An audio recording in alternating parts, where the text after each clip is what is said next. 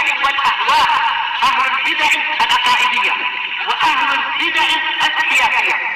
نقول بيننا وبينكم السلف، بيننا وبينكم الكتب، كان فيقول البدع بيننا وبينكم.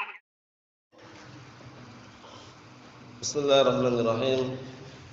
الحمد لله الذي أرسل رسوله بالهدى ودين الحق ليظهره على الدين كله وكفى بالله شهيدا وأشهد أن لا إله إلا الله وحده لا شريك له إقرارا به وتوحيدا وأشهد أن محمدا عبده ورسوله صلى الله عليه وعلى آله وسلم تسليما مزيدا لا نبي بعده.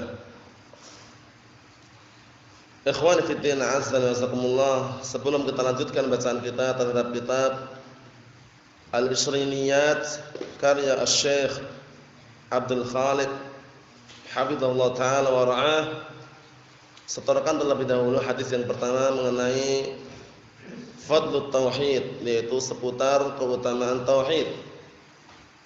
Tafadhal Abdurrahman, tafadhal.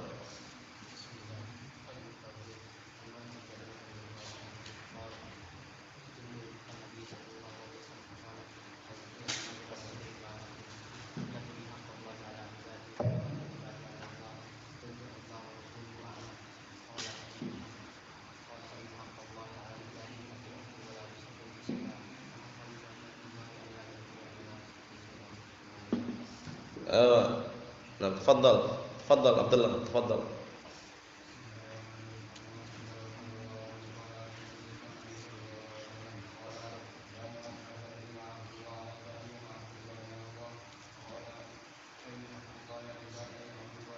قلت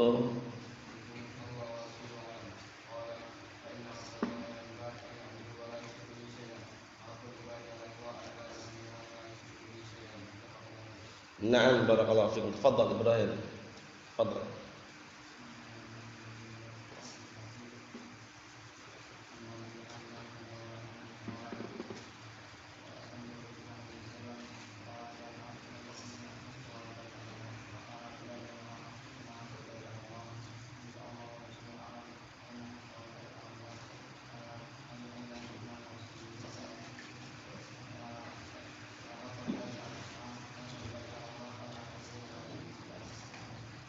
نعم بارك الله فيكم. تفضل سعيد.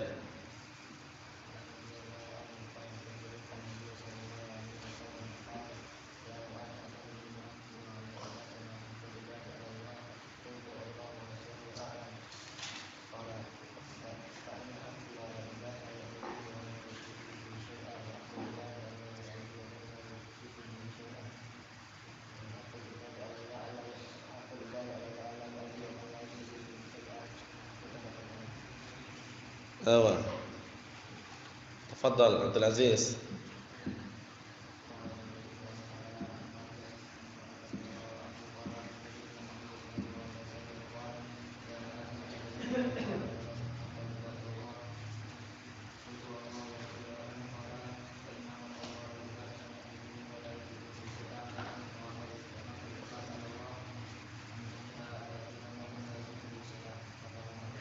نعم تفضل عيسى.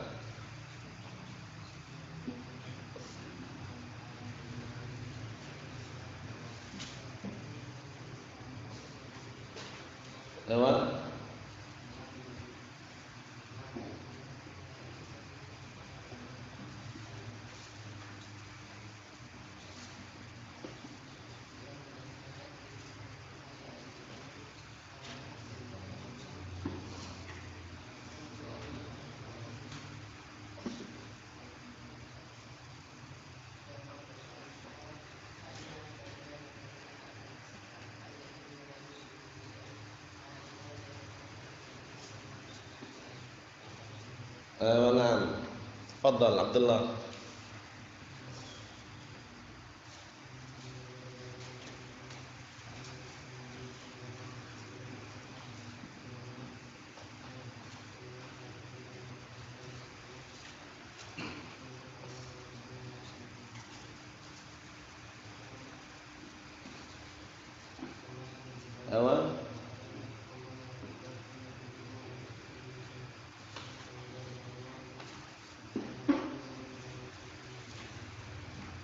Naam. Tafadhal. Ihsan.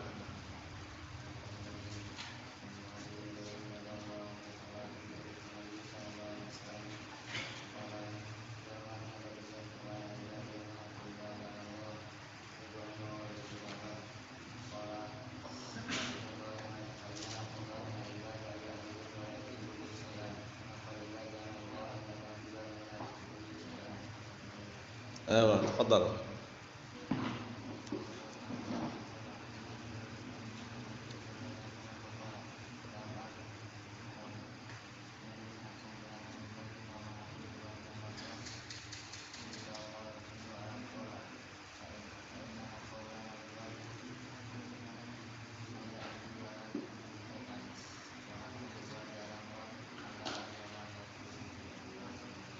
Naam, tafadhal Yusuf.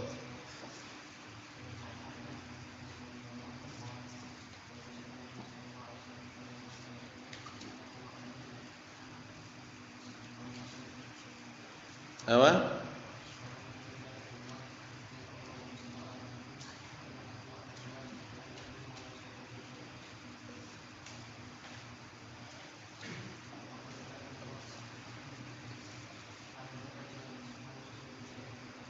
Naam, tafadhal Abdurrahman.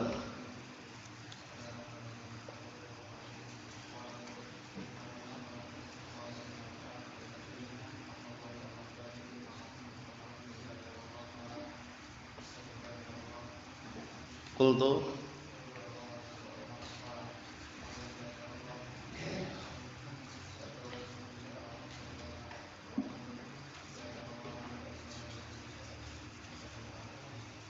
tafadhal Fajri.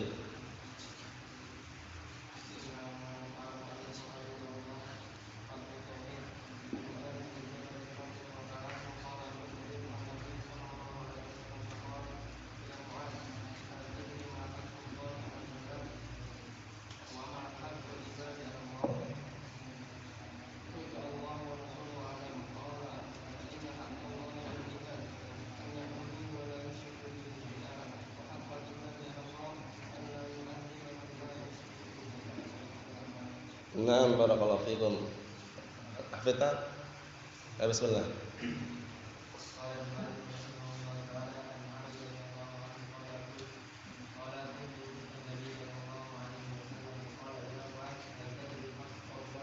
Ma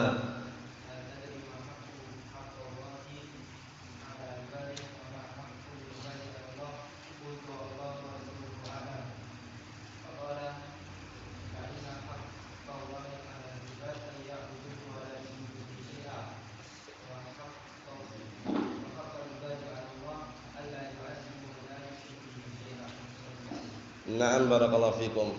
Ya, anta? Bismillah.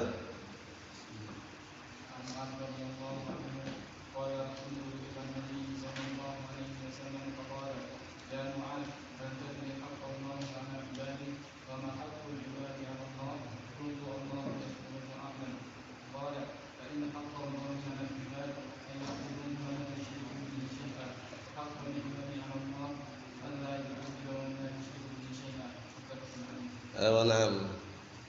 Tafadhal. Tafadhal.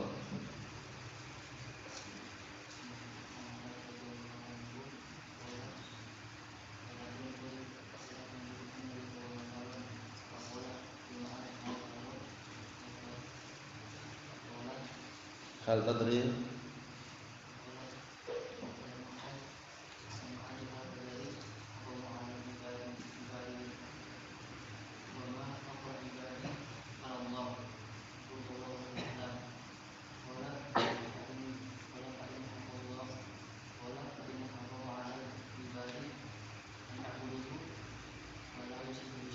Apa?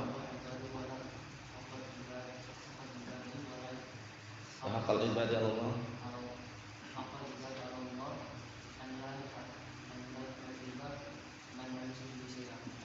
Naam. Tafadhal.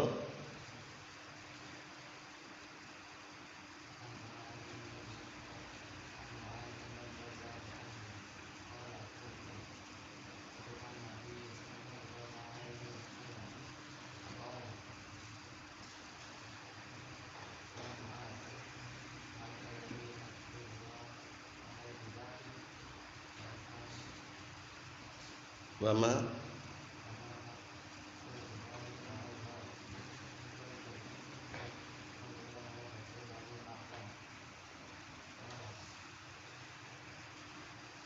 fa inna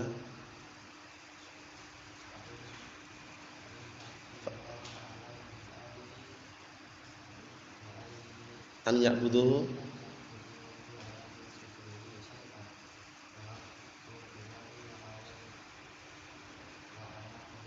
wa haqqal ibadi 'ala Allahi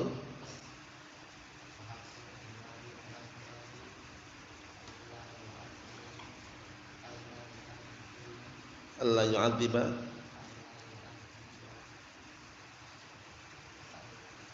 man la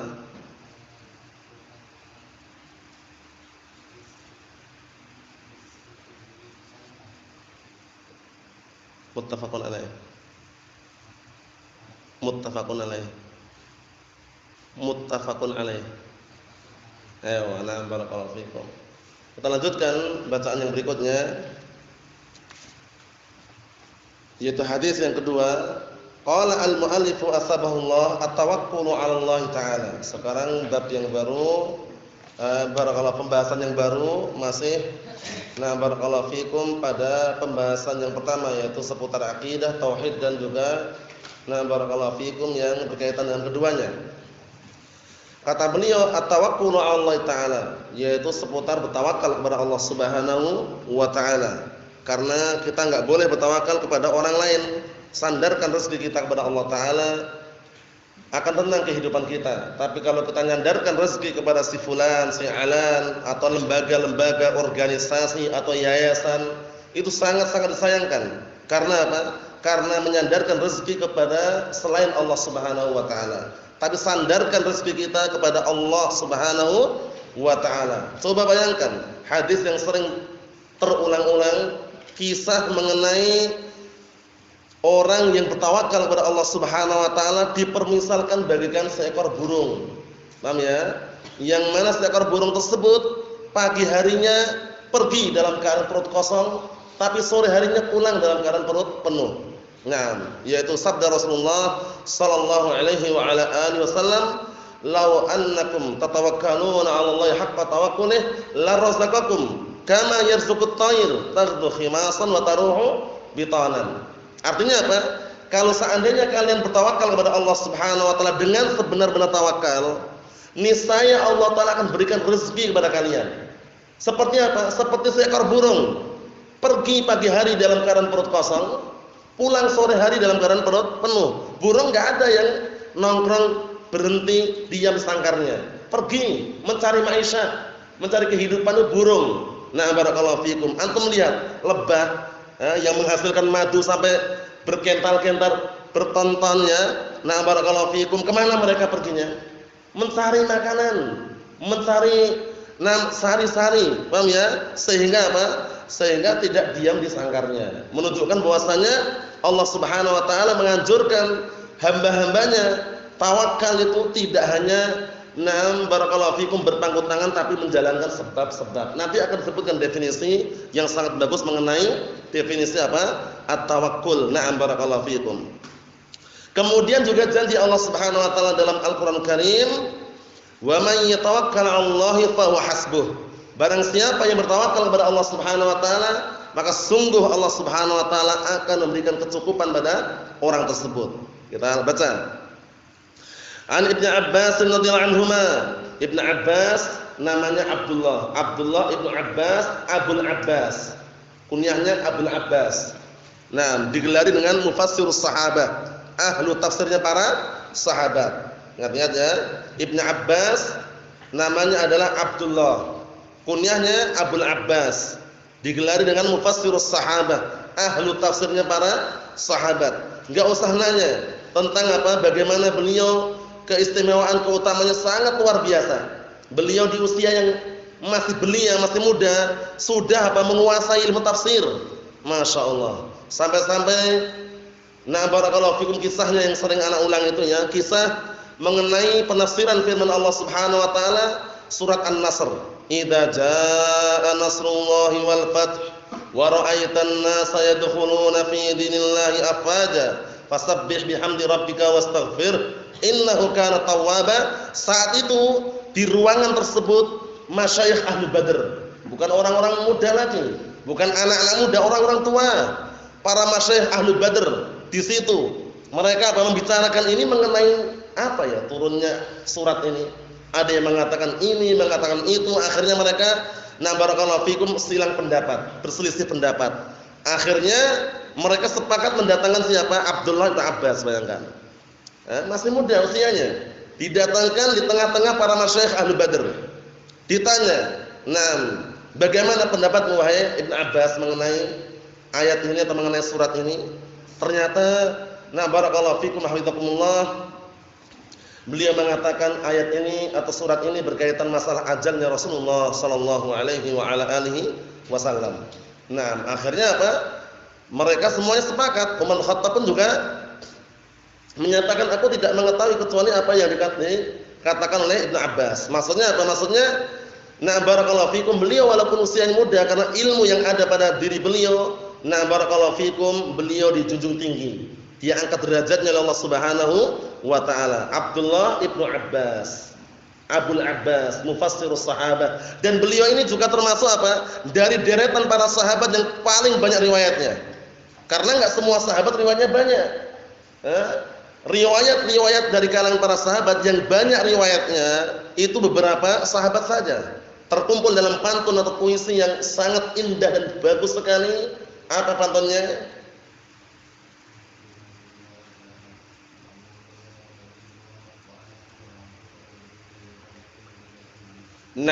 Ahsanta barakallahu fikum. Disebutkan dalam pantun tersebut deretan para sahabat yang paling banyak riwayatannya. Paham ya? Wal muksiruna fi riwayatil athar Abu Hurairah yalih Ibnu Umar wa Anasun wal habru kal khudri wa Jabirun wa Zawdatun nabiyyi. Barakallahu fikum, di situ disebutkan apa? Di antaranya adalah Abdullah bin Abbas. Wal muksiruna fi riwayatil athar Abu Hurairah yalih Ibnu Umar. Abu Hurairah, setelah itu Ibnu Umar. Wa Anasun, Anas bin Malik radhiyallahu anhu, wal habru wal bahru, sama. Maksudnya gelarnya untuk Abdullah bin Abbas. Paham ya? Barakallahu fikum, beliau adalah ulamanya segenap para sahabat juga. Dan juga barakallahu fikum, beliau juga lautan ilmu dalam masalah tafsiran itu. Abdullah bin Abbas, wal habru itu maksudnya Abdullah bin Abbas. Wa Anasun wal habru kal khudri. Al-Khudri siapa? Abu Sa'id Al-Khudri, Sa'ad bin Malik bin Sinan. Wa Jabirun, Jabir bin Abdullah. Wa Zawdatun Nabi, dan istri Rasulullah SAW yaitu Aisyah Ummul Mukminin Ummi Abdullah radhiyallahu anha. Mahum ya? Jadi deretan dari kalangan para sahabat yang paling banyak meriwayatkan asar atau hadis di antaranya adalah Abdullah ibnu Abbas radhiyallahu anhuma, Abul Abbas, mufassirus sahabah, turjumanul Quran. Kita lihat. Kemudian keutamanya sangat banyak sekali. Ana sebutkan satu lagi, yaitu ketika orang-orang Khawarij saat itu mereka berkumpul di lembah atau suatu tempat namanya Harura. Paham ya? Di sana mereka ingin berontak, ingin kudeta mereka ya, ingin berontak. Siapa yang mendatangi mengajak debat kemudian sampai mereka kembali lagi? 6.000, bayangkan. Barakallahu fikum, 6.000 kemudian apa? Yang kembali sekitar berapa? 2.000. Barakallahu fikum. Didakwah oleh Abdullah bin Abbas, datang dalam keadaan posisinya memakai pakaian yang sangat indah, sangat bagus, kemudian sampai mereka menyanjung, kemudian juga memuji beliau. Akhirnya beliau berdebat. Barakallahu fikum, mendebatkan apa? Faktor apa yang bikin mereka ingin berontak itu apa? Al-Haruriyun. Barakallahu fikum, disebutkan satu persatu. Akhirnya apa? Mereka sadar 2.000 tadi itu. Masya Allah. Yang datangnya siapa? Abdullah ibnu Abbas radhiyallahu anhu. Kita baca. Anna Rasulullah sallallahu alaihi wasallam qala lahu, bahwasanya Rasulullah sallallahu alaihi wasallam berkata kepada Abdullah ibnu Abbas, ya ghulam, inni muallimuka kalimatin. Masya Allah. Seorang anak kecil dinasihati oleh Rasulullah sallallahu alaihi wa ala alihi wasallam. Bayangkan, enggak nunggu besar dulu. Kecil pun langsung dinasihati, ya ghulam, wahai seorang anak, inni muallimuka kalimatin. Sesungguhnya aku mengajarkan kepadamu, akan mengajarkan kepadamu beberapa kata, beberapa patah kata yang sangat berfaedah dan penting. Seorang anak diajarkan. Karena Rasulullah SAW ketika mengajarkan kepada segenap para sahabatnya enggak milih-milih, yang tua-tua, yang besar-besar enggak milih, anak kecil pun diajari. Seperti hadisnya siapa? Umar bin Abi Salamah, ya ghulam, sammillaha wa kul bi yaminika wa kul mimman yalik.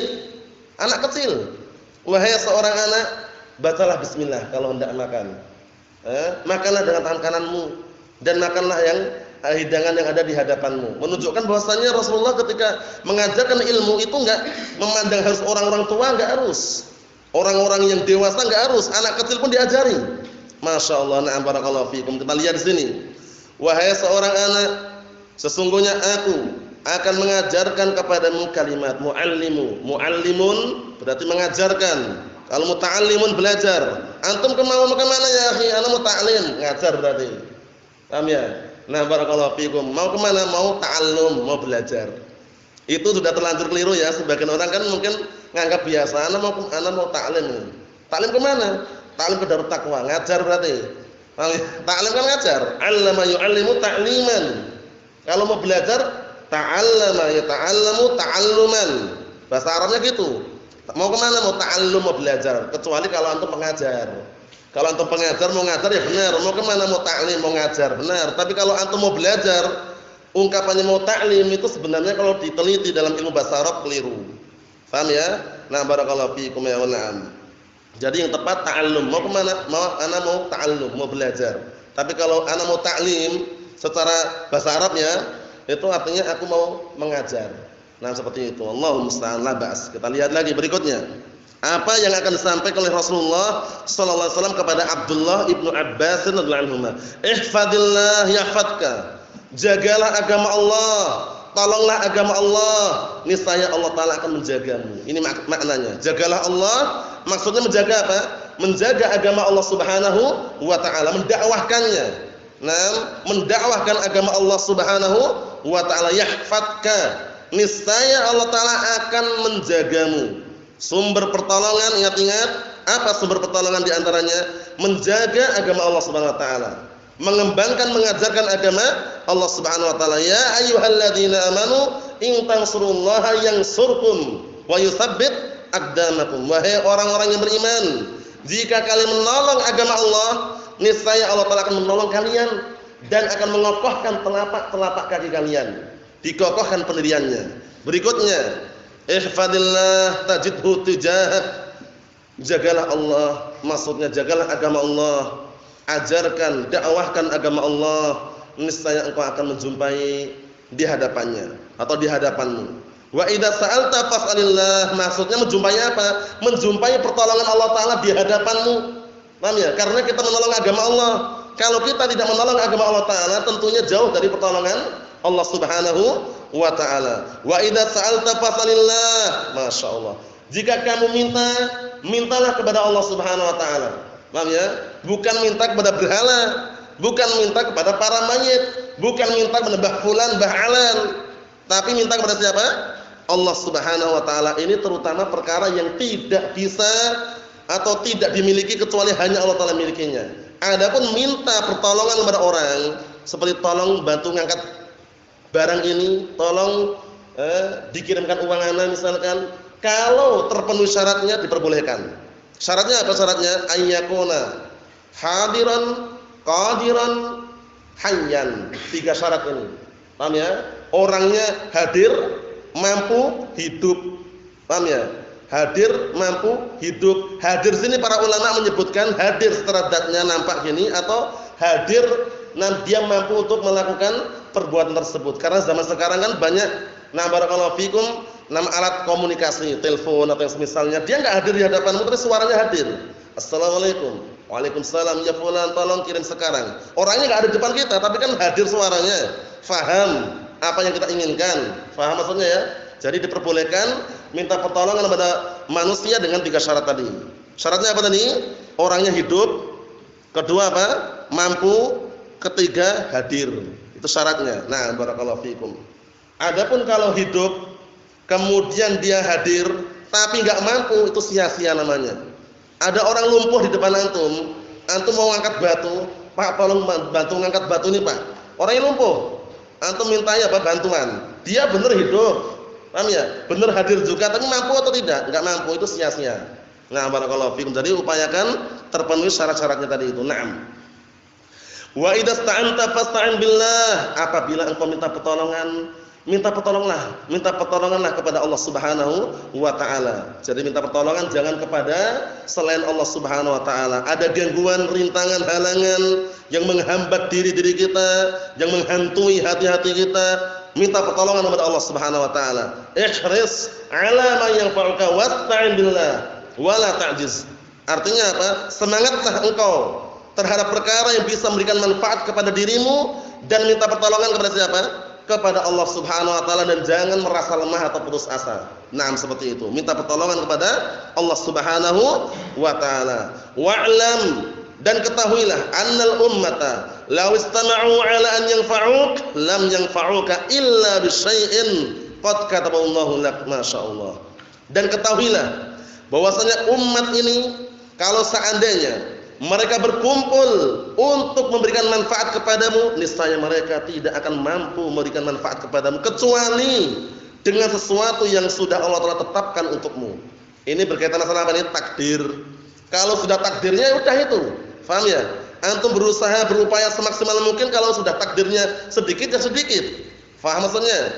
Nah, walau istama'u 'ala yadurruk, dan kalau seandainya mereka berkumpul untuk membuat bahaya terhadap dirimu, lam yadurruka illa bisyai'in qad kataballahu 'alaik.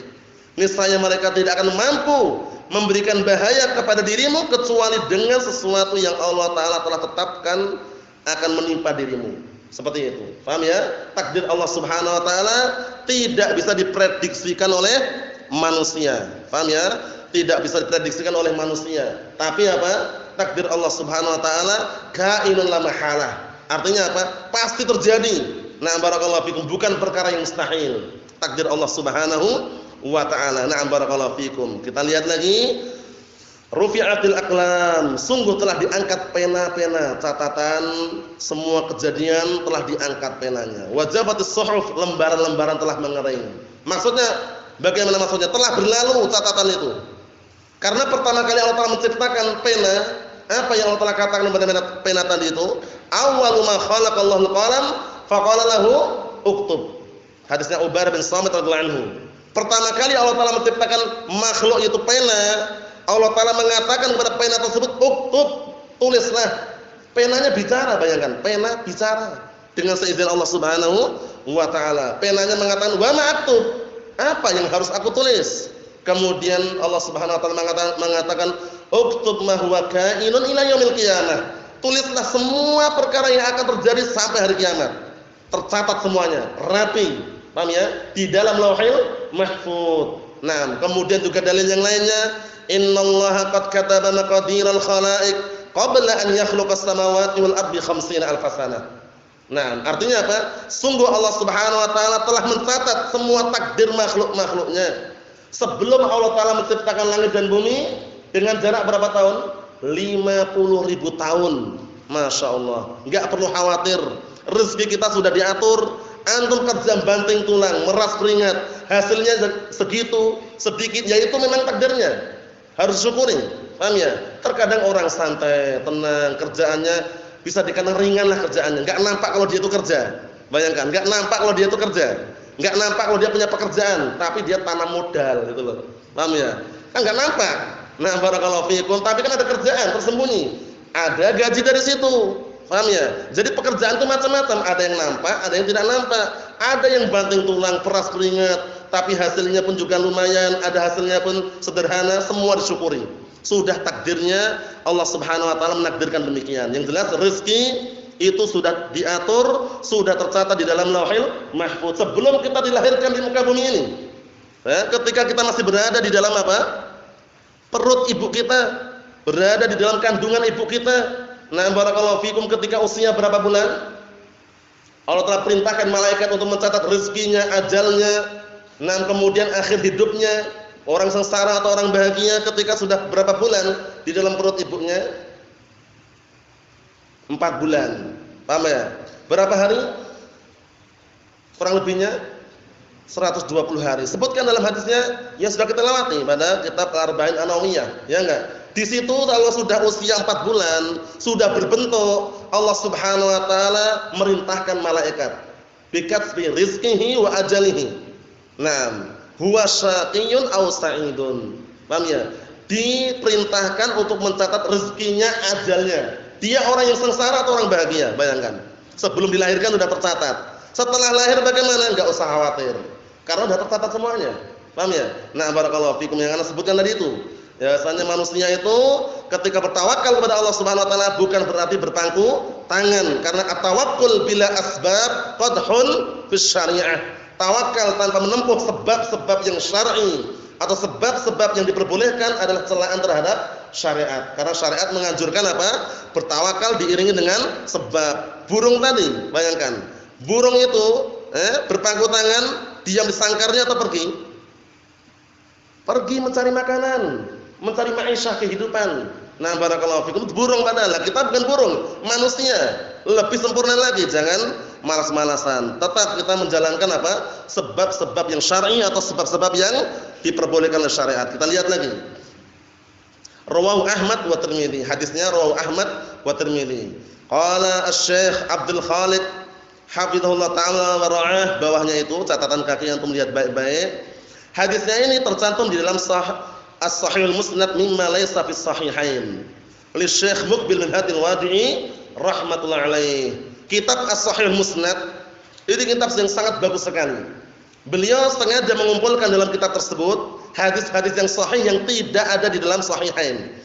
Sahihain Sahih Bukhari, Sahih Muslim. Nah, As-Sahihul Musnad ini kitab karya Syekh Muqbil bin Hadi Al-Wadi'i berisikan hadis-hadis yang sahih berdasarkan penelitian beliau. Paham ya? Ditahqiq oleh beliau, dikumpulkan di situ, dikenal apa? As-Sahihul Musnad mimma laisa fis sahihain. Paham ya? Hadis-hadis yang sahih yang tidak ada di dalam Sahih Bukhari, Sahih Muslim. Paham ya? Kalau Asy-Syaikh Al-Albani rahmatullah alaih juga punya karya beliau, kumpulan hadis-hadis yang beliau kumpulkan yang sahih berdasarkan penelitian beliau. Apa itu? Nam Sahihul Jami'. Sahihul Jami', jangan terbalik ya. Kalau Al-Jami'us Sahih karya Syekh Muqbil. Al-Jami'us Sahih ma'ruf ya itu ya. Nah, barakallahu fikum, itu karya Syekh Muqbil bin Hadi Al-Wadi'i. Sebelum muncul Al-Jami'us Sahih, dulunya ini Sahih Musnad ini. Paham ya? As-Sahihul Musnad kemudian dikumpulkan lagi, nanti diiringi dengan bab-bab yang ada. Kalau Al-Jami'us Sahih itu ada bab-babnya. Paham ya? Nah, tapi kalau Sahihul Jami' itu karya Syekh Al-Albani rahmatullahi alaih. Kita lihat berikutnya. At-tawakkul. Ini yang perlu antum hafal definisi tawakal. Ana tawakal kepada Allah Taala. Tawakal itu apa definisinya? Jangan seperti orang-orang JT jamaah tabligh. Paham ya? Ana tawakal kepada Allah Taala. Mau ke mana? Khuruj fisabilillah katanya. Berapa hari? 40 yauman. 40 hari katanya. Mau khuruj 40 yauman, 40 hari. Lah bagaimana keluarga nanti makannya? Tawakkal Allah katanya. Masya Allah, yakin sekali dia. Makanya bagian tawakal Allah. Jika Allah Taala masih menghendaki hidup, hidup. Kalau menghendaki mati, ya mati, itu takdirnya katanya. Masya Allah, kuat sekali tawakalnya, tapi keliru. Karena dia enggak menempuh sebab, enggak meninggalkan makanan, wala uang, wala syai', pulang ternyata semuanya meninggal dunia. Allah musta'an, jangan seperti itu. Tawakul itu ada sebabnya. Kita lihat sini. At-tawakkulu huwa sidqu i'timadil qalbi 'ala Allah fi istijlabil masalih wa daf'il madar. Masya Allah. Ini definisi tawakal yang sering Anda sebutkan, mirip dengan ini ya. Mirip dengan ini, cuma ini beda lafadznya aja. Wa illa sama maknanya. Sidqu i'timadil qalbi 'ala Allah fil jalbil manafi' aw daf'il madar. Yang sering Anda sebutkan seperti itu ya. Tapi enggak masalah, kita baca yang sini. Tawakal itu adalah jujurnya penyadaran hati kepada Allah Subhanahu wa taala di dalam mendatangkan manfaat-manfaat dan menolak bahaya. Paham ya? Nah, meminta manfaat, meminta kebaikan dan menolak bahaya, itu hati kita jujur di dalam apa? Penyadaran kita kepada Allah Subhanahu wa taala. Jadi sandarkan hati kita dan jujur. Sidqu i'timadil qalbi, yaitu jujurnya penyadaran hati Allah kepada Allah Subhanahu wa taala fi istijlabil masalih, di dalam apa? Nah, barakallahu fikum, meminta atau barakallahu fikum mengharapkan apa? Kebaikan-kebaikan wa daf'il madar dan juga apa? Menolak bahaya. Tapi bukan sampai situ tok. Barakallahu fikum wa fil asbab allati ja'alahu Allah taala asbaban. Ini penting ini, sambungannya itu ya. Dan mengerjakan sebab-sebab, kalau kembali ke orangnya berarti apa? Wa fa'alal asbab allati ja'alahu Allah taala asbaban. Dan orang tersebut yang bertawakal dari itu, kalau kembali ke tawakal berarti wa fi'lul asbab dan melakukan sebab-sebab allati ja'alahu Allah taala asbaban. Penting ini. Jadi tawakal itu jujurnya penyandaran hati kita kepada Allah Subhanahu wa taala di dalam apa? Barakallahu fikum meminta kebaikan atau barakallahu fikum menolak bahaya. Paham ya? Barakallahu fikum menolak bahaya. Dengan cara apa? Dengan mengerjakan sebab-sebab yang Allah taala telah menjadikan itu sebab. Contohnya apa contohnya? Antum minum obat ketika sakit. Akhirnya sembuh. Yang menyembuhkan obat atau Allah Subhanahu wa taala? Allah Subhanahu wa taala, obat itu sebabnya. Paham ya? Jangan antum mengira, wah dengan sebab parasetamol ini sembuh penyakitku. Dia enggak menyandarkan kesembuhannya kepada Allah taala, itu keliru juga. Tapi jadikanlah parasetamol tadi cuma sebab saja. Kalau terpaksa minum parasetamol ya. Barakallahu fikum seperti itu. Jangan menjadikan inilah parasetamol inilah yang menyembuhkan penyakitku katanya. Sekali minum hilang pusingnya. Paham ya? Bertambah ngantuknya misalkan. Paham ya? Allah musta'an. Jadi perlu diperhatikan baik-baik ya. Maksudnya apa? Maksudnya jadikanlah sebab itu sebab itu loh. Jangan menjadikan sebab itu inti yang bisa mengabulkan atau menghilangkan petaka tadi itu. Paham ya? Jadi ketika orang sakit minum obat itu bagus. Karena posisinya apa? Dia bertawakal tapi apa? Melaksanakan sebab. Paham ya? Sampai-sampai Rasulullah mengatakan ya ibadallah tadau. Wahai hamba-hamba Allah Subhanahu wa taala, berobatlah kalian. Fa innallaha ma anzalallahu da'an illa wa anzalahu shifa. Artinya apa? Karena Allah Subhanahu wa taala tidaklah menurunkan suatu penyakit melainkan menurunkan padanya penawarnya obatnya. Paham ya? Barakallahu fikum. Kemudian juga sebut dalam riwayat yang lain Allah Subhanahu wa taala apa? Barakallahu fikum tidak menjadikan obat dari sesuatu yang haram. Syahidnya di situ perintah untuk berobat berarti menunjukkan apa? Perintah untuk menjalankan sebab. Paham ya? Jadi kita harus menjalankan sebab-sebabnya. Jangan sampai kita tawakal tanpa menjalankan sebab, itu sangat keliru. Ini bagus sekali nih ya. Barakallahu fikum. Jadi ketika antum sakit, misalkan masuk angin, minum Budrexin. Paham ya? Sembuh. Yang nyembuhkan siapa? Allah taala atau Budrexinnya?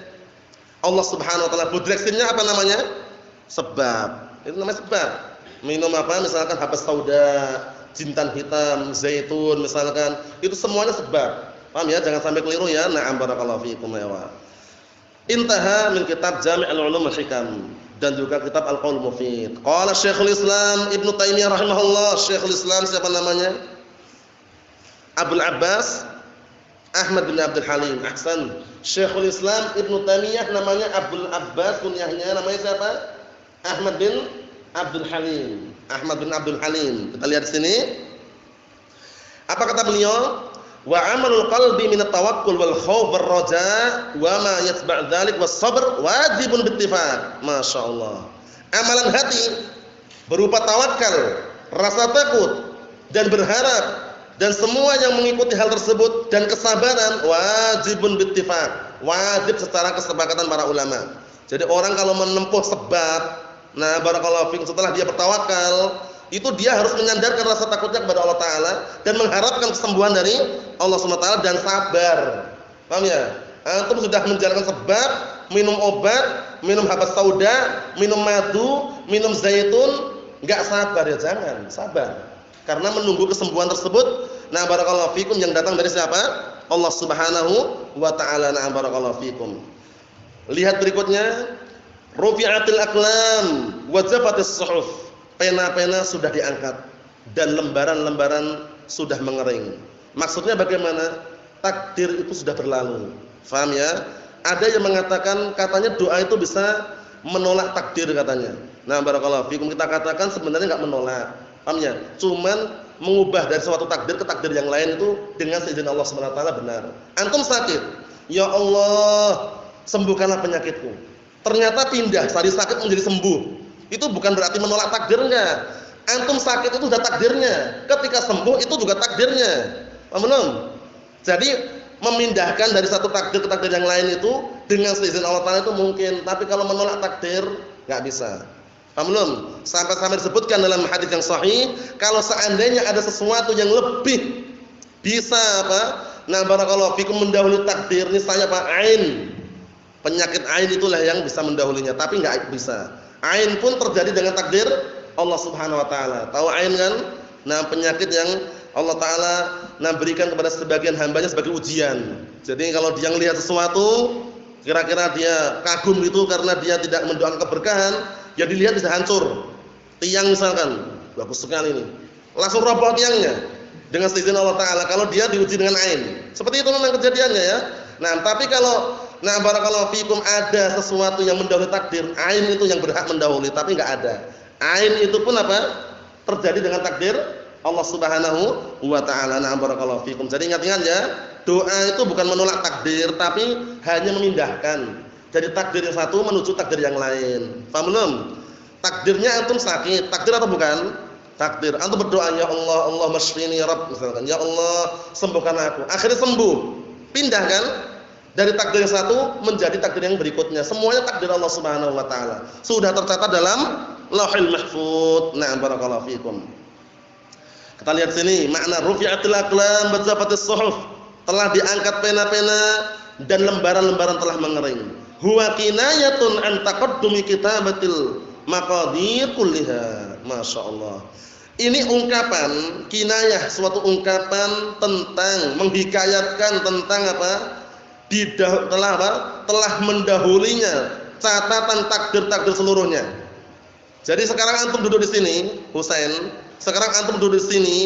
Nah, barakallahu fikum, sudah takdirkan atau belum sebelumnya? Sudah. Jangan seperti kelompok Qadariyah. Kelompok Qadariyah yang dipelopori oleh siapa? Siapa pemimpin kelompok Qadariyah? Pertama kali muncul di Basrah siapa itu? Ma'bad al-Juhani. Ma'bad al-Juhani dan juga dan kawan-kawannya DKK, paham ya? Itu menyatakan bahwasanya innal amra unuf, katanya. Bahwasanya Allah Subhanahu wa taala itu tidak mengetahui kejadian sesuatu kecuali setelah terjadinya. Kan bahaya. Antum duduk di sini belajar, itu Allah taala enggak tahu kecuali setelah duduk. Bayangkan. Itu kelompok Qadariyah, berbahaya sekali. Sampai-sampai apa? Ibnu Umar radhiyallahu anhu mengatakan, kalau seandainya kamu nanti jumpa mereka, akhbirhum, kabarkan kepada mereka, anni bari'un minhum wa hum bura'u minni. Kabarkan kepada mereka, Ma'bad al-Juhani dan kawan-kawannya itu, bahwasanya aku berlepas diri dari mereka dan mereka berlepas diri dariku. Nah, fawalladzi nafsi biyadihi, demi zat yang jiwaku berada di tangannya, kata Abdullah bin Umar radhiyallahu anhuma. Nah, barakallahu fikum, law anna ahadahum anfaqa mithla Uhudin dzaban, kalau seandainya salah seorang di antara kalian menginfakkan sebesar gunung Uhud emas, ma qabilallahu minhu, niscaya Allah Ta'ala tidak akan menerima dari mereka sedikit pun, hatta yu'mina bil qadar, sampai mau beriman dengan takdir. Bayangkan itu. Ma'bad al-Juhani, tokoh pencetus kelompok Al-Qadariyah, Ma'bad al-Juhani namanya, di Basrah saat itu. Ma'bad al-Juhani, paham? Nah, barakallahu fikum, pemimpin Qadariyah. Allah musta'an. Kita lihat sini. Wal faraq minha min amadin ba'idin. Ucapan rufi'atil aqlam wa jafatis suhuf, telah diangkat pena-pena dan telah mengering lembaran-lembaran. Ini ada suatu ungkapan, suatu kinayah tentang apa? Catatan-catatan takdir itu sudah mendahului seluruhnya dan telah selesai sejak apa?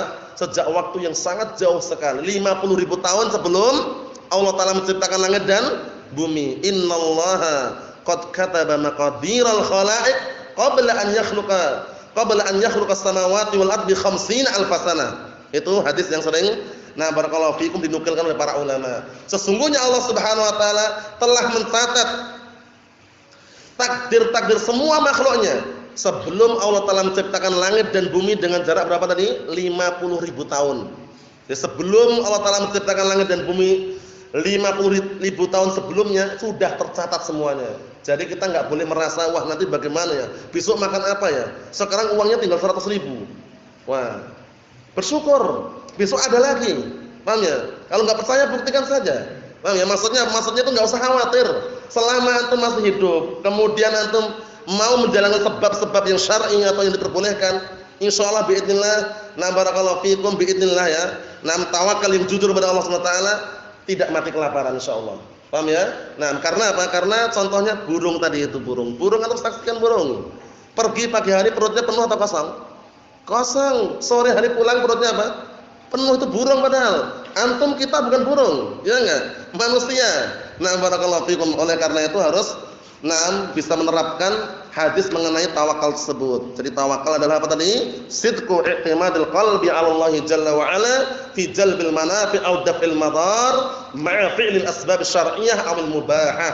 Jujurnya penyandaran hati, penyandaran hati kita kepada Allah Subhanahu wa taala di dalam meraih suatu kebaikan atau menolak bahaya bersamaan mengerjakan sebab-sebab yang syar'i atau sebab-sebab yang diperbolehkan. Nasallahu alaihi wasallam fid dunya wal akhirah walhamdulillah rabbil alamin.